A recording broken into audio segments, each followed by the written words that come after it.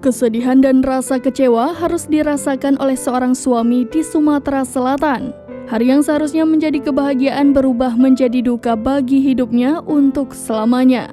Sang istri tercinta harus menghadap Sang Pencipta tatkala meninggal saat akan melahirkan seorang anak.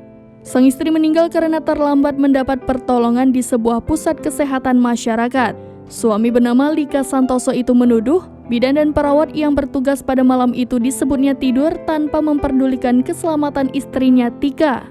Nyawa Tika dan anak dalam kandungannya pun tidak dapat tertolong. Lika pun terpukul dengan kejadian ini. Berdasarkan penelusuran Tribun News, curhatan ini dibagikan oleh Lika Santosa lewat akun Facebook pribadinya @adiwinarso. Lika sendiri tercatat sebagai warga desa Pauh 1, Kecamatan Rawas Ilir, Kabupaten Musi Rawas Utara, Sumatera Selatan. Ia mengatakan kejadian istrinya meninggal dunia saat akan melahirkan bermula pada 9 Mei 2023 lalu. Sekira pukul 21 waktu Indonesia Barat, Lika membawa istrinya ke Puskesmas Pauh, Kabupaten Musi Rawas Utara. Lika mengaku saat itu istrinya hanya dibiarkan saja oleh petugas medis. Bahkan berdasarkan kesaksian, bidan dan perawat pergi untuk tidur. Lika melanjutkan ceritanya, istrinya masih berada di puskesmas.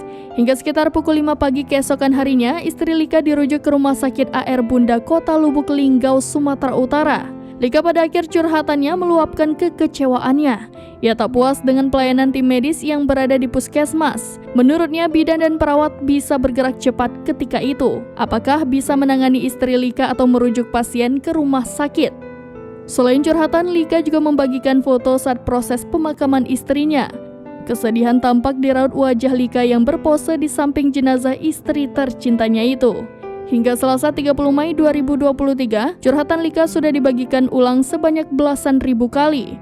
Warganet juga meramaikan dengan berbagai tanggapannya, termasuk ikut menyampaikan rasa duka cita atas meninggalnya istri Lika. Di sisi lain, PLT Kepala Dinas Kesehatan Muratara Tasman Majid membuka suara perihal kejadian yang menimpa warganya. Tasman menegaskan pihaknya belum bisa mengambil tindakan lebih jauh. Meskipun demikian, lanjut Tasman, tim dari Dinkes Muratara sudah bertemu dengan Lika. Permintaan maaf juga disampaikan dalam pertemuan tersebut.